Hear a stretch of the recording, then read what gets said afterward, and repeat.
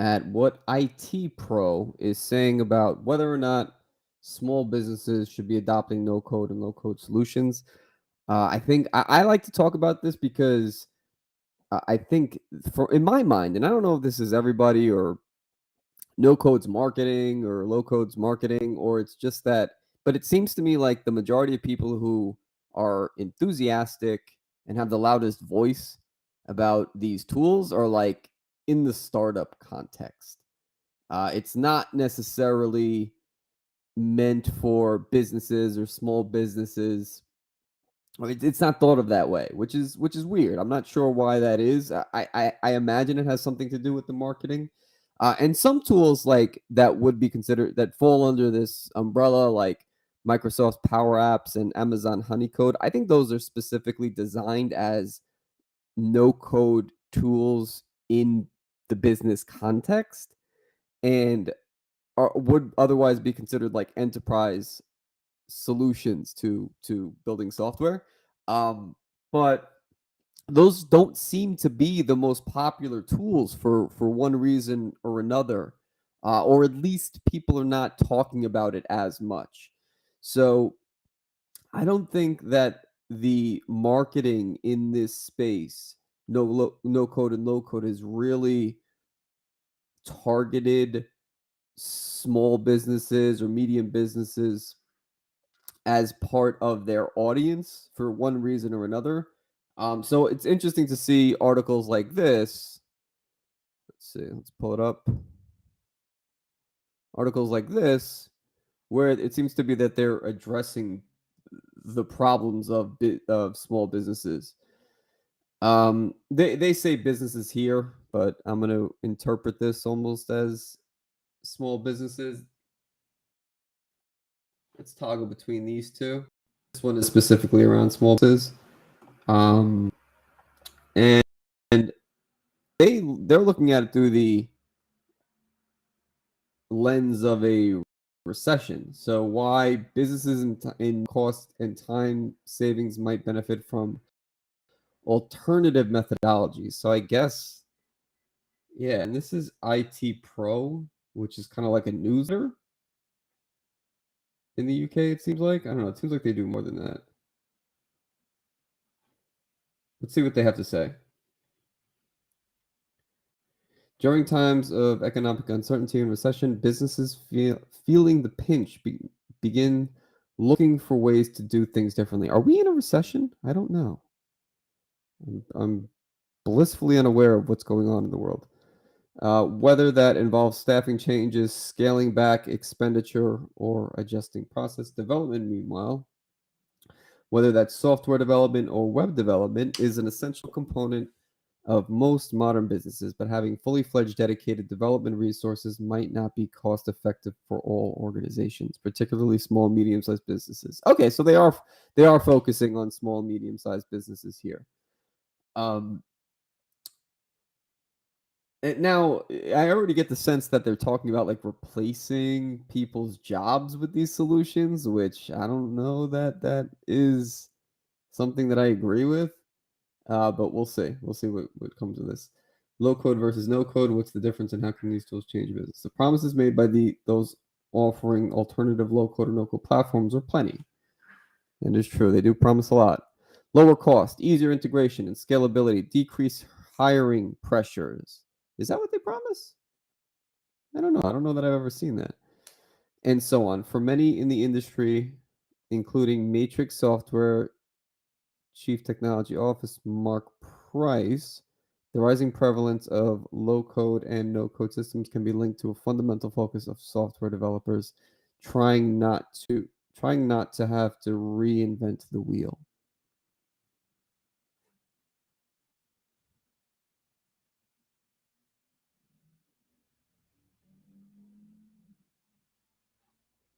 What low code and no code is about, to me, is reusability, he says IT Pro. Increasingly over 30 years, there's been a lot of different approaches towards reusability. We, as software developers, either have a blank slate and you start getting from scratch and you're trying to create something that's of use to somebody, or ideally you have some way to get started with some of the things to help you accomplish your goal faster. Uh, Jesus Christ, there's a lot of ads on this. More than that, small mid-sized businesses in particular are increasingly looking to such systems as a viable pathway through economic times of hardship. Something I think I find this interesting because I haven't heard this before. The advertisements on this site are really friggin' annoying. There's way too many.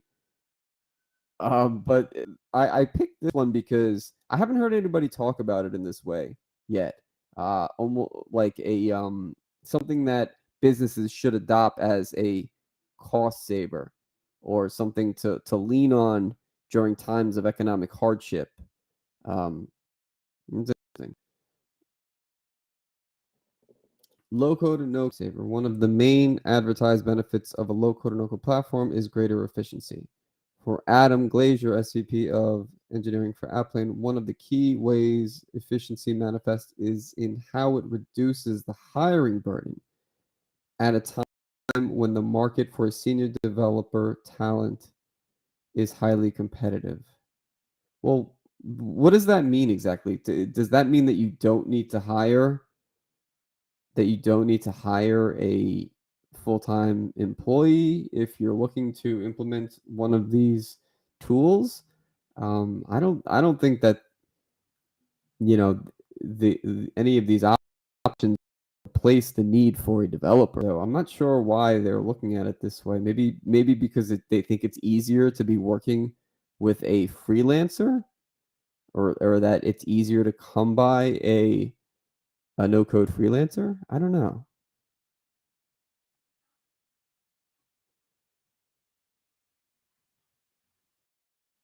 At present, tech skills are in huge demand. Right now, we're dealing with a global shortage in high code, high code developers. That's the first time I've ever heard that. A high code developer. I kind of like that though. I kind of like that as opposed to traditional code or hand code or custom code, high code. I like that. I like the way that sounds. We're going to call these high coders. So people who can code in JavaScript are called high coders. I'm a high coder versus a low coder or a no coder. There's still a hierarchy there. I don't think there's any way around that hierarchy, but high coding just sounds cool.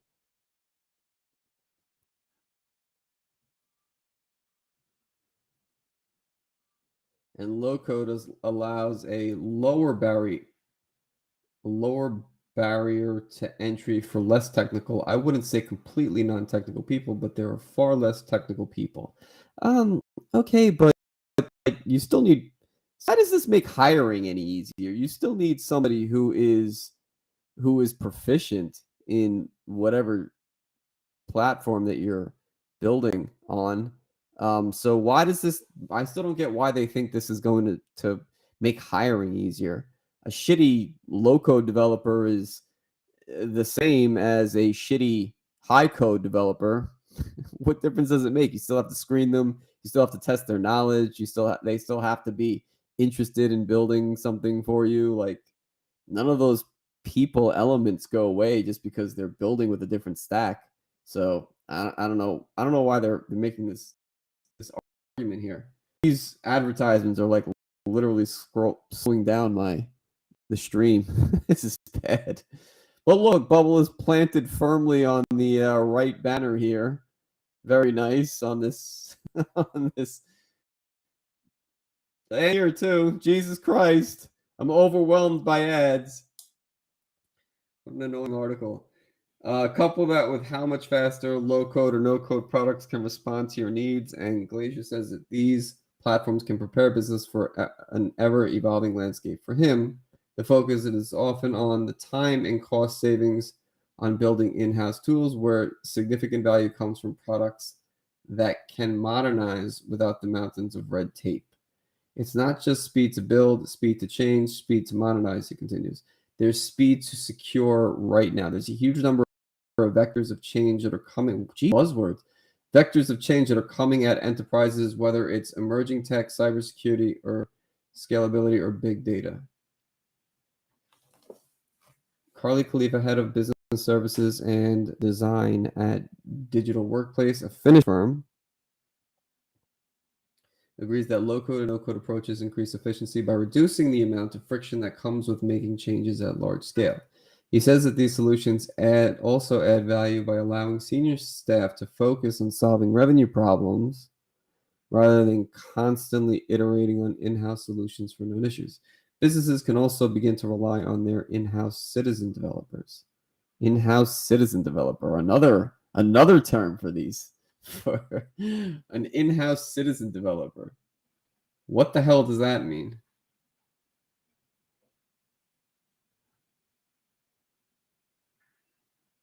With enterprises increasing to struggle located skill development, what if the developers your business needs are already in your company? Okay, so I guess these are people that like a no-code citizen developer.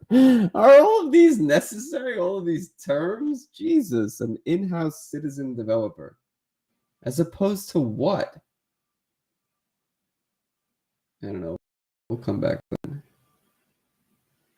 Who don't need the same technical skills. Traditionally, the IT developers, senior developers, have been focusing on developing their bottom layer, including enterprise resource planning systems, and to focus there. These low-code and no-code capabilities are a way to allow business people that sit in the middle to automate their own jobs or automate jobs that they should be doing if they have more time. That I agree with, right? So I suppose if I'm looking at this objectively, a citizen developer would be someone that, hey, I'm a manager in some department and there's some inefficient way that I'm doing this that I really understand. Why don't I spend 3, 4, 5 hours in Zapier and see if there's some kind of automation solution to what I'm experiencing? I guess that would be the nature of a an in-house citizen developer. Um, but that is definitely easy. Whereas this person probably doesn't have a technical background or know how to code or anything like that, but they can build something useful to their department or team or whatever in a way that otherwise wouldn't be possible. So that's an interesting way of thinking about it. The business could then reach more desired business outcomes in a more reliable and scalable manner.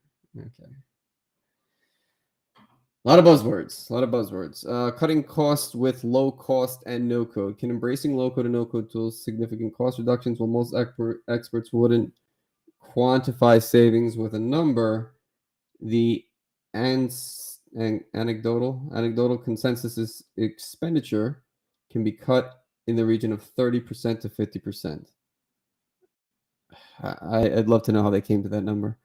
For Mark Abalifia, SVP of Business Development at the automation company Intraway, companies need to keep in mind that each use case is different and the transition from fully coded solution may not be smooth initially. Fact is that there are a lot of legacy systems that are all custom coded, and when you make the migration from that world to the new world, obviously there's a bit of development tax to be paid on that. So once you make that transition, the cost of ownership, maintenance, and upkeep, etc., decreases significantly. Yeah, okay. Howell adds that the biggest cost efficiency savings is tied to the speed in which a solution can be implemented.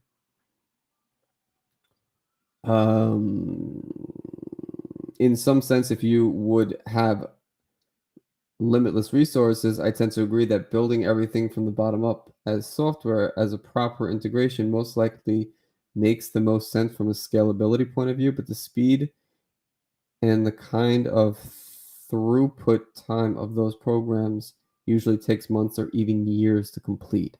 So I guess you'll know whether what you built, what you're doing is useful or reasonable in a shorter amount of time is what they're saying here.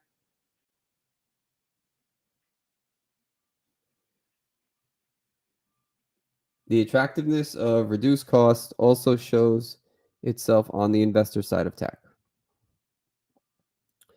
Alex Mason of FTV Capital, who has two low-code, no-code platforms within its ranks, says that when looking at the cost savings, what you're really gauging is risk. This is particularly true when comparing these alternatives against a fully custom solution. It's time risk, it's project management risk, it's the cost to go to get there, he explains. Not to mention, like, also if your internal team are software developers that know how to code, they're not going to want to learn a new platform. So I think there's also like a not a talent barrier, that's the wrong word, but there's a barrier internally where it's like, well, I know how to code this solution that you want to build, or build this using, a stack that I'm familiar with. Why the hell would I want to learn a new tool in order to implement this? Like, it's going to be hard to convince people that that's a worthwhile endeavor. So I can see, like, small and mid-sized businesses who have internal technical resources. I can see that being a big barrier, and like, it's all about that risk. Like, are they going to get the payoff for trying to implement one of these solutions? Unsurprisingly, experts who spoke to IT Pro are fairly bullish on low code and no code as a model.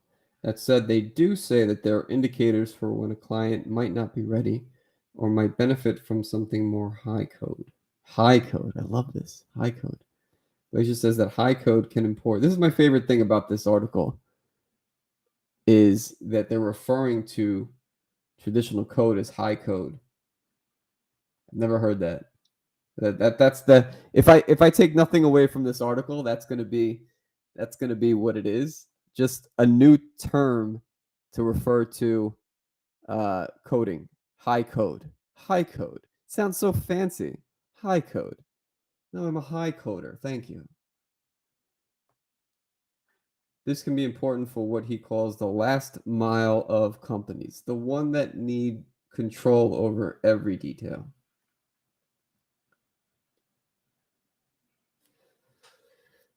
I think what you get when you get to the edge of the enterprise, when you get to needing pixel perfect control of your website, you're not going to use a low code tool. That's interesting. What about Webflow or Card or well, I guess Figma wouldn't work there, but definitely Webflow. Webflow, I guess, is considered a low code tool. I think you do need to know a little bit of CSS based on what to really get good, beautiful designs from Webflow. I think you do need to know a little bit of CSS based on what Jared said yesterday. So I'm taking his word on that. I think to get those really advanced designs, you might need to know a little bit of code. Part of the bargain of low code is that it's faster because it has some degree of control, but also some degree of constraints. Yes, agree with that. If you want to control every div and span and style sheet in JavaScript, well, then you're going to want something a lot more high coded. He says, in order for companies to be able to integrate low code or no code approach, they have to know their why rather than just seeing it as something they should have because it's trendy. Is it trendy? Is no code trendy right now? I guess it is. I guess it's gotten more attention than it ever has before. Um, but I hate the idea that this is something that's a trend. I don't like that idea because trends go away. And I think if you're building something useful with any one of these tools, why would it go away? It may get replaced by something better, and that's fine. But calling it a trend to me is always like, well, is it temporary? Is this just gonna go away? Do we have anything real here? I don't know. That's whenever I hear it's trendy, that's kind of what I think. As in most cases, before jumping into such a change, businesses need to evaluate their own needs and identify where any material benefits might come from. Nobody's out there waking up going, I'd like a no code platform today. Yeah, that's true. People are out there trying to solve problems, and you have to know the problem you're trying to solve. All right, so they just won me back. They just won me back with this one sentence here. People are out there trying to solve problems, and you have to know the problem you're trying to solve. Yes, not every no code platform, low code platform, or high coding, as we've just learned, is going to be the right tool for the job. Right? It depends on what the use case is, who the users are, who are your development resources? Who's going to be developing this thing? So yes, I think this is a very smart and strong finish to this. Is this the end? Yeah, this is the end. Uh, Strong end. Nobody. I'd like a no code platform today, please. That would be silly. People are out there trying to solve problems, and so you have to know the problem that you're trying to solve. Yeah. Okay. There's a few things here that I don't really understand, and I don't think it's really worth digging into. And I just need to get off this. All the ads are gonna give me a seizure, so I'm gonna close this. And let's take a look at this one.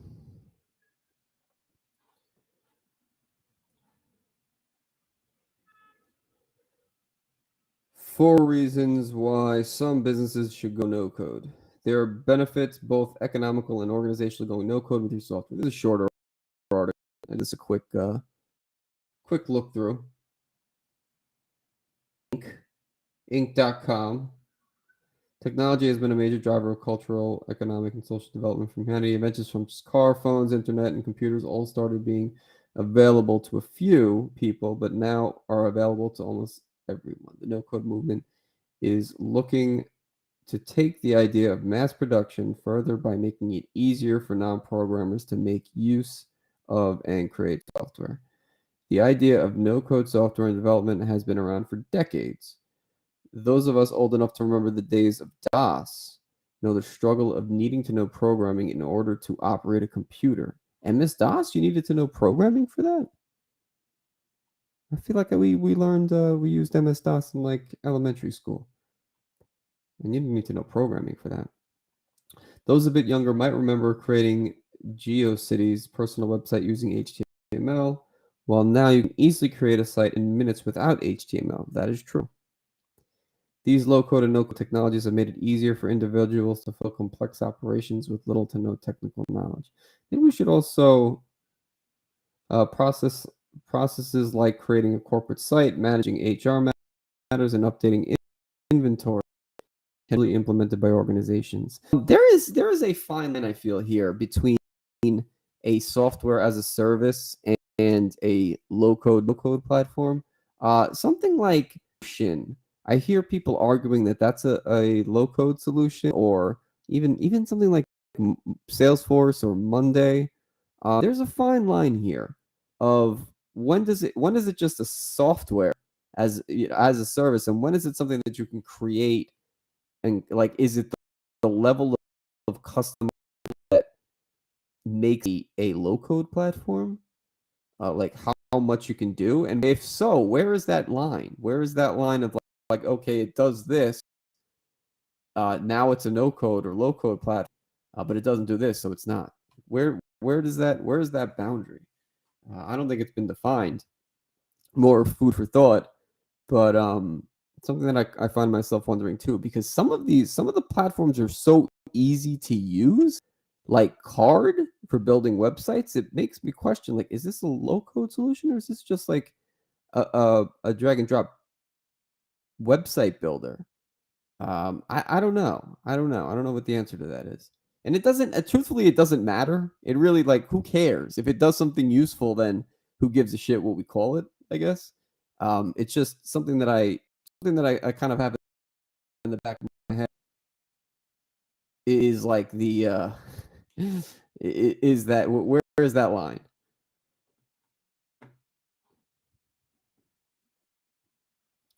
These low code, no code technologies, we did that.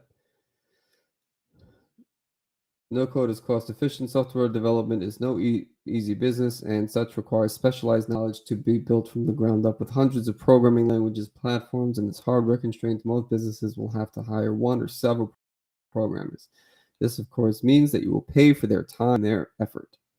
While the financial cost is a problem for most small businesses, there's also the problem of time. Waiting for your software platforms to be developed could be detrimental to your operations. While you can opt to develop as you operate, this may result in spaghetti code, poor performance, and unending bugs or vulnerabilities.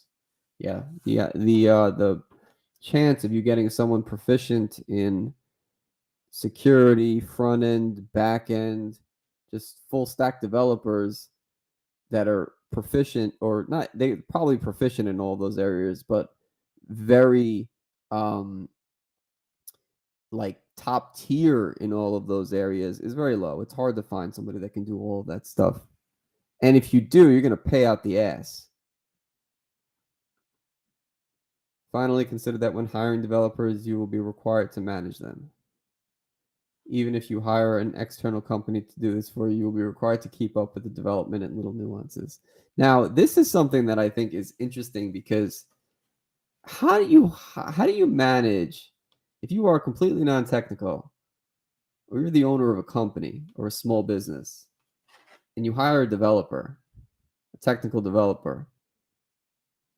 How do you manage them? How do you manage their work? How do you know like you have to really trust that they are giving you, like straight answers, because how are you going to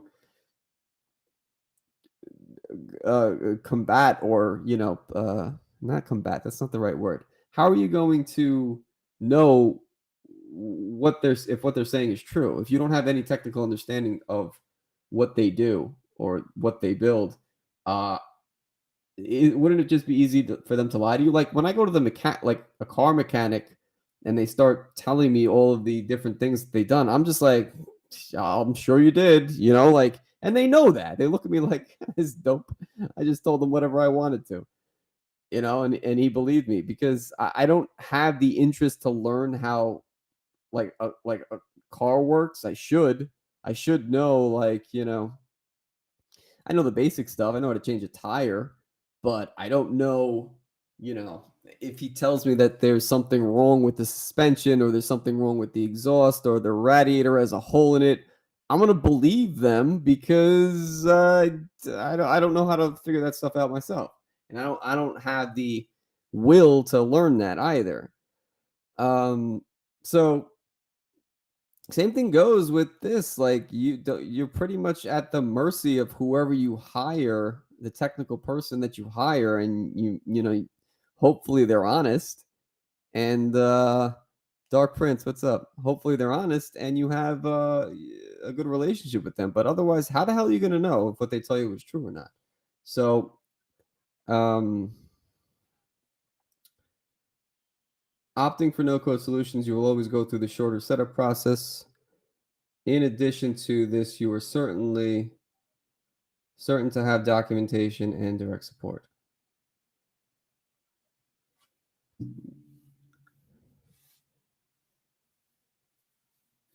Welcome. Yeah, there's not that many of us. Uh, there's really, I don't know. I think the development stuff is just starting here on Twitch. I actually started on Twitch. I want to say like I started doing it regularly about three or 4 months ago. Yeah, I'm streaming on YouTube, Twitch, LinkedIn Live, a few different platforms. I use Restream, which is a pretty cool streaming service. Um, but yeah, I wish there was more people talking about development on Twitch. Maybe there are, and I just can't find them. But I don't know. I haven't found anybody that's really delving into this type of content. More of the people that are talking about specifically low code and no code tools, they're on YouTube mostly. I don't see that many people streaming about it. Bubble will stream every once in a while, but I haven't found any dedicated streamers to um, development or low code or no code or anything like that.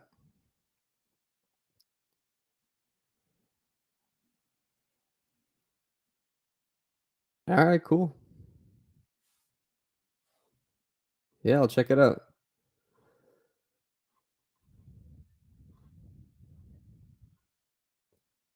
All right, so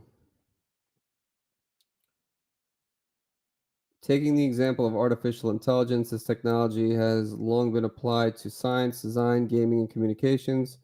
Now there are platforms like AppyPie applying AI to no-code development. This means that individuals and businesses can use no-code AI-powered solutions to create applications without having to write code. What do we mean by AI?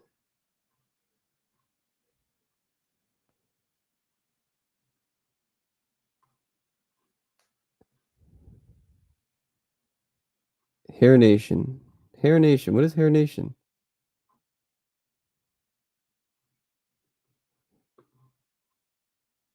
In the past, no code was highly limited by the existence of APIs and other means of integration. Now, no code platforms can be used to write code, allowing any business to create highly personalized tools. Why are they saying here that no code was limited by the existence of APIs? I'm not sure what that means. No code, I mean, you can use REST APIs to do integrations with a lot of these platforms. So I'm not sure why they're saying it was highly limited by the existence. I think what it's saying is that there was no means for the other integrations. Like there was no way to integrate that stuff in the past, I guess. When we're talking about coding, like coding for AI, yeah, I think that's what they're saying.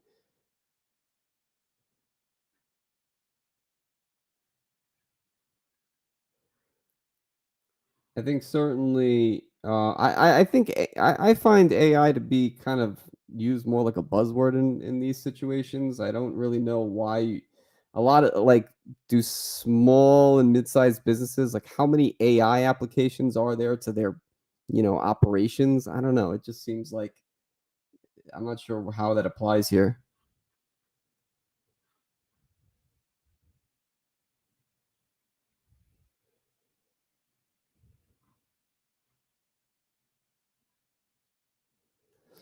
Yeah, I agree with that. 10K graphics.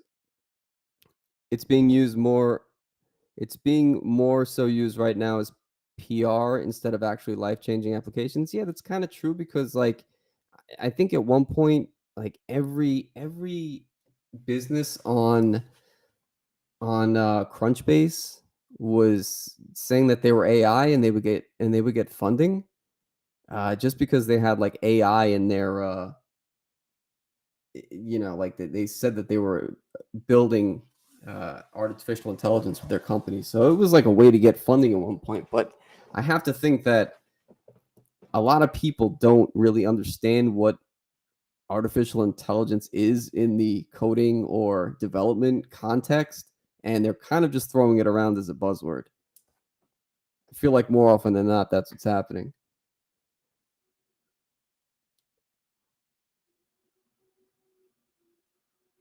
Dark Prince, thanks for the shout out. I appreciate everyone coming through.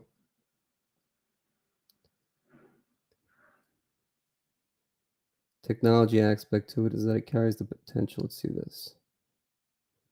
Technological aspect is that it carries and the potential to enhance the quality of living for everyone that should be the main priority, but instead we're using it to paint photos. Yeah, exactly. We're gonna do stupid shit with it.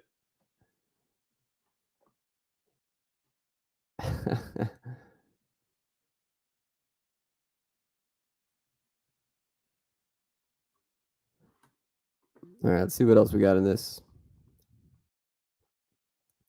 For a long time, rows and scripts have been using by tech savvy people to automate repetitive tasks. This form of automation can save a lot of time for anyone who uses it after fiddling around with some code. Unfortunately, applications like Excel, auto hotkeys require their users to know some form of scripting language. Yeah, I guess so. They've said a lot too that the Emmanuel, the CEO of Bubble, which is a no code, low code platform, he said that the ideal user for these platforms to build apps is somebody who is familiar with Excel, because the way that they've set up the expressions that in order for you to build logic not requires, but it helps if you have kind of a background of how to write expressions in Excel. So that was for some reason the way that they set up their targeting for who would use a platform like Bubble. By introducing no code tools into your workflow, you're opening a door for your team to improve productivity in several ways. No code platforms let team members get rid of unnecessary tasks by automating their workflows, allowing them to, to focus on their priorities. Another important aspect to consider is that with automation, the chance of human error is also reduced. This is especially important as you grow your business and new team members are hired due to the closing skills it supposes. Yeah, I feel like all that's obvious.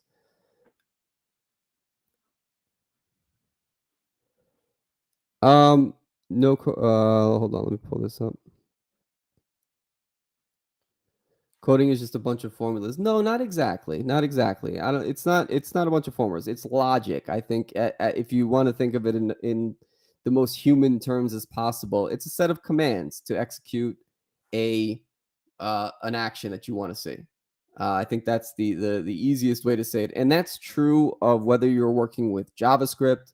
That's true of whether you're working with Python, whatever programming language you're working with. It's all about these commands that you're sending to the computer to execute a series of actions.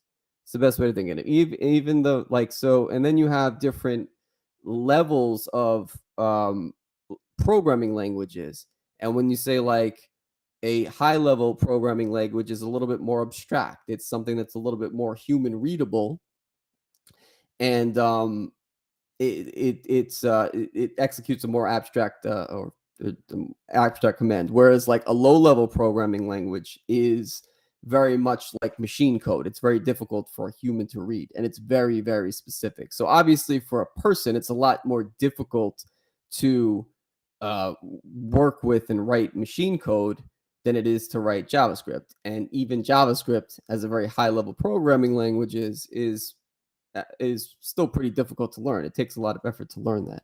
I think you can look at something like Bubble as the next iteration of abstract programming languages, in that it becomes more and more easy for or for easy for a human to work with. That to me, that's the best way to look at it. So if like x equals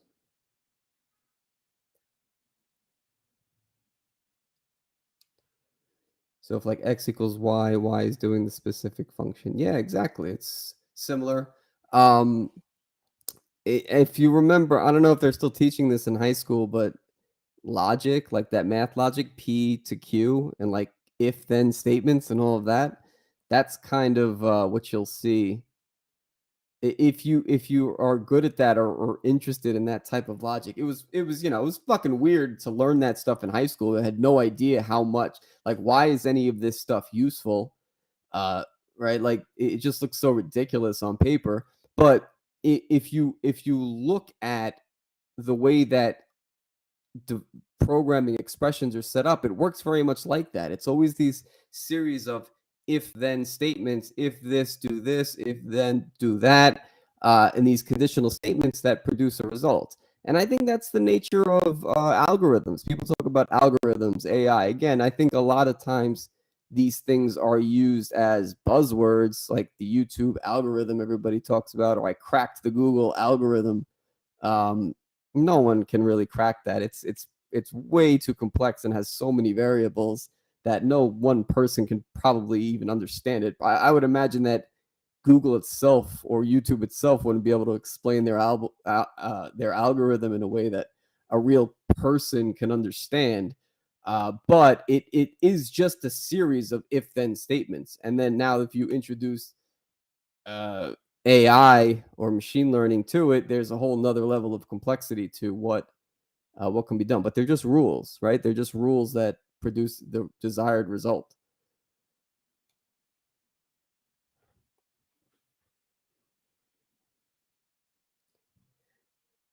I never thought coding was kind of based on sine, cosine, and tangent, like trigonometry.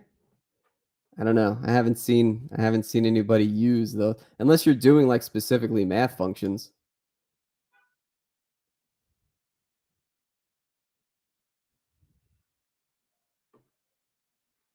You like trig?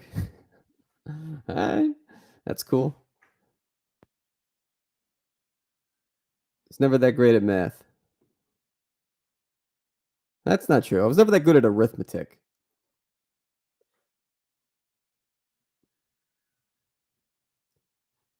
I was always counting on my fingers. All right, I want to read this last part here. No code is not a permanent solution. One of the biggest fears of any business is that by choosing a specific software solution, they are making a permanent commitment. In the past, I have met some people who never even bothered looking for alternative software options. While this fear was understandable at one point, it no longer is. As business grows, so do their needs. It's the good news is that most no-code software and solutions are now doing their best to ensure that data can be easily exported and imported as needed. This is essential as it will allow you to move if needed while ensuring your operations is not affected. Well, the thing here that no-code platforms don't make this easy is exporting the code. They don't really make it easy to export the code in most places. So that's something that I see a lot of developers frustrated with and kind of deters them from going all in on one of the low code platforms is because they feel like they don't have enough control over the code and like if they ever needed to get off that platform where they just have to rebuild it with high code anyway, right? So that's kind of the concern that I've heard a lot. So they don't exactly make this part easy. The ease of importing and exporting makes moving from a no-code solution to another an easy feat. Data, yes, that's true of data. But I don't know. Definitely not the code. That's definitely true of data. Like you can import and export the data easily, but that's true of really any database, right? Like you can export the data from any database fairly easy into like a CSV. So I don't know that that's necessarily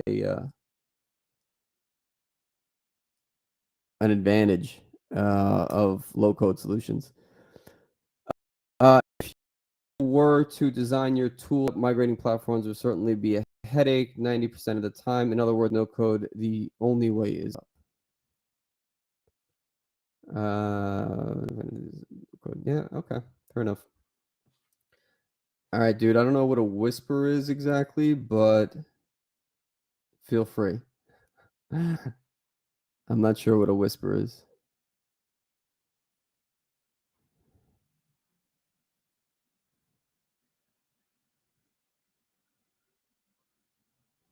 Thanks a lot, Dark Prince. I appreciate you joining. Thanks for bringing the crew in. I'll catch you guys next week.